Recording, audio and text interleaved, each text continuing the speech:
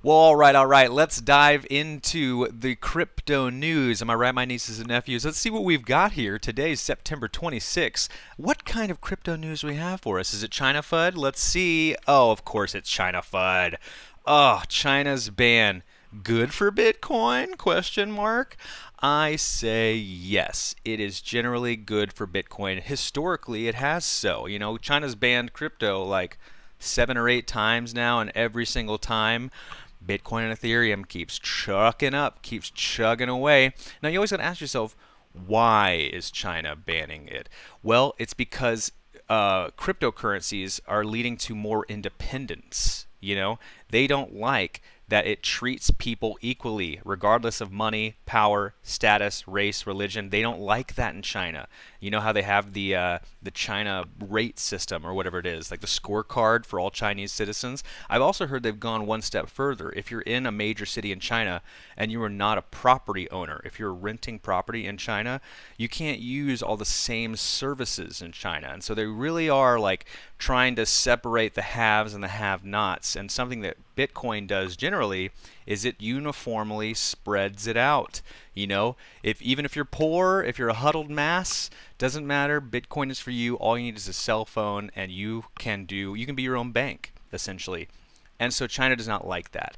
However, what China doesn't realize is every time they ban Bitcoin, people want what they can't have. Okay, and so they are going to pile in, and I think maybe they do know that because they keep banning it and it keeps doing well.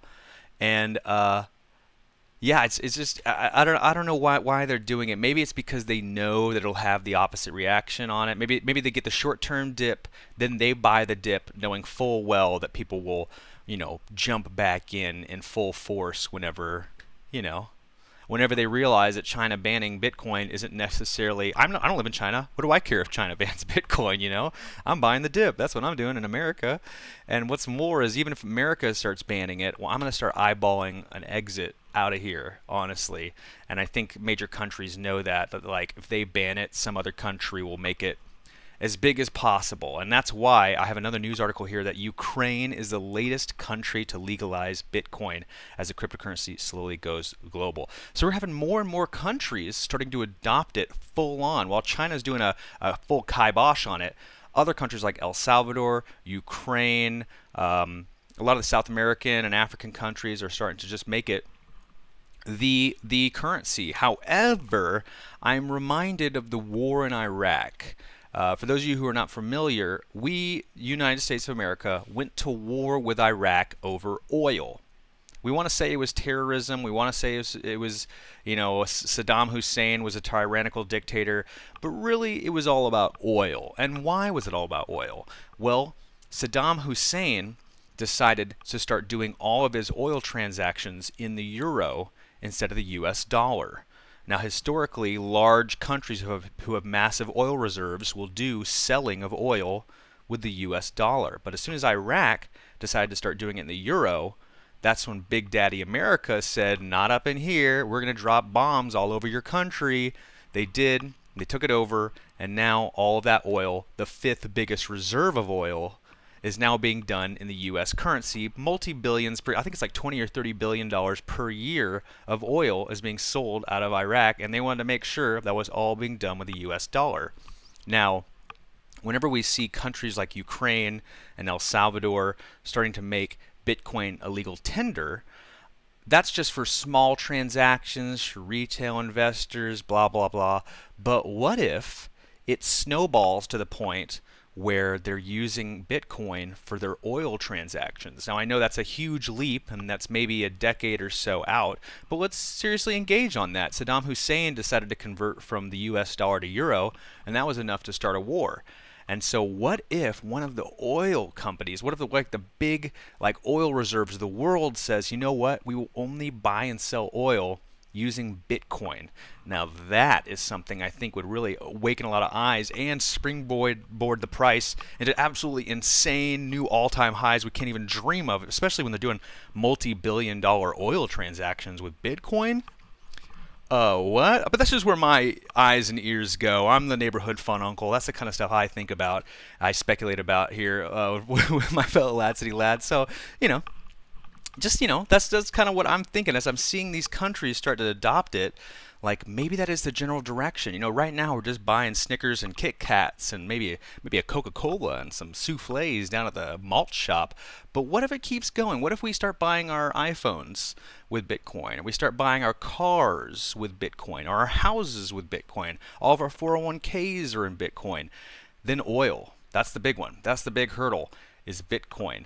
And I don't know. I just see this possibility on the horizon, and the major G7 countries are probably thinking to themselves, "Nah, it's too small. It's only $2 trillion. It's not to be worried about."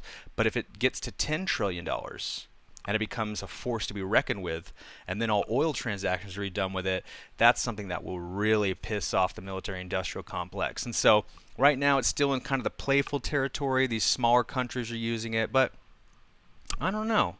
I think that it's going to take a little bit more before the United States starts to ban it, but there are things that will push them over the edge. And I think we, as a cryptocurrency community, have to be very tactful to continue this slow-moving train, keep daily cost averaging, and diamond handing the dips, which there might be another one right around the corner. So put your hands in the air while you're riding the roller coaster down. I think it's all part of the ride, and better things in the future. Crypto trading hamster. Oh, I remember this. Yes. So there's this hamster, right, who's just making crypto trades, just completely oblivious of the market, right? But he's outperforming the S&P 500 and Warren Buffett. I want to put some money on this hamster. If he's making trades that well, count me in. But it also kind of tells me that, like, hey, don't take your trades too seriously. Sometimes it's best just to make the trade. Don't linger on it too long. Don't be so worried about the fallacy of sunk costs. You know how sometimes whenever we have massive losses in a trade and we're like, yeah, well, I have to stick around until it gets back in a profit before I sell it. No, that's sometimes the wrong way to think about it. If you're in the red on a trade and you see potential for a better trade, it's best to just cut your losses, tear the band-aid off, and move all of that money or coin into a more favorable transaction space, which I think that's what this hamster is doing. It's void of emotion, it's void of all logic and reason, it's just acting. And I think that's kind of both encouraging and terrifying at the same time. There was a story about the 1930s crash, when the economy crashed back in the 30s, and there was one guy who called it, who absolutely called the collapse of the U.S. economy. And they asked him, and he even sold all of his stocks and everything and completely got out of the stock market right before the collapse. And they asked him, how did you know the stock market was about to collapse? And he said he was walking down the street and a paper boy who was selling papers on the street gave him stock advice. Like, this paper boy said, hey, by the way, you should buy this stock. And he realized, oh, wow, so many people are involved and so many people are speculating, especially this paper boy who doesn't know anything about the stock market. Even this paper boy is being involved in the stock market and is making trades. And so that told him that the end is near, the top is in. Even when the paper boy is buying coin, maybe it's time to get out. And so I see the same thing with the stock market right now, where even hamsters are making trades for cryptocurrency, or for the S&P 500 and stuff like that. And so that tells me, okay, maybe we're approaching the top side of of the stock market, and it might be time to exit. And of course, there's about an 80-90% correlation between the stocks and cryptocurrencies. So a dip is expected. It's September, which is usually a down month for cryptocurrencies, and it's the end of the month, so those bears are trying to get that monthly close as low as they possibly can. People trying to liquidate the people who were enthusiastic and bought all these longs. And so I think just the long and the short is like, we should be expecting a dip, but we should also just realize that that dip is a part of the process. And so let's see what else I've got in the news here, just to make sure I'm covering all my bases. Oh yeah, Neopets is back, everybody.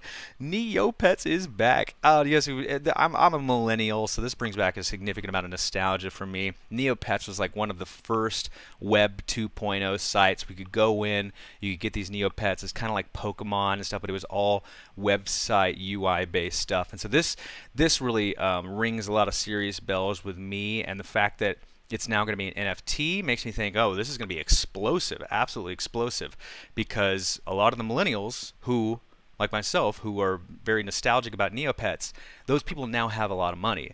You know, they now have like adult money, and so and so they're probably going to buy them out. You know, they're going to buy every single Neopet and then some. So I expect just explosive gains on these Neopet NFTs purely based on the fact that millennials love them and millennials have money. So just the two things. I mean, come on, what else do I got to say, right? And then Ethereum. Oh yes, Ethereum got the pullback, the rally. There's another significant pullback. So expect another rally. So we've had a very serious dump. We've set new higher lows, so we're not dipping as low as we once have. Remember back last month we were at 1,700 and now we're dipping to 2,600. I think that's promising news, generally speaking, that the lowest we could possibly go is still 30% higher than where we were last month. So I think it's huge. I think it's freaking awesome. And I'm excited to see where things go next. This is a dip that I will continue buying. I will diamond hand and I will daily cost average, and I encourage all of you watchers to do the same.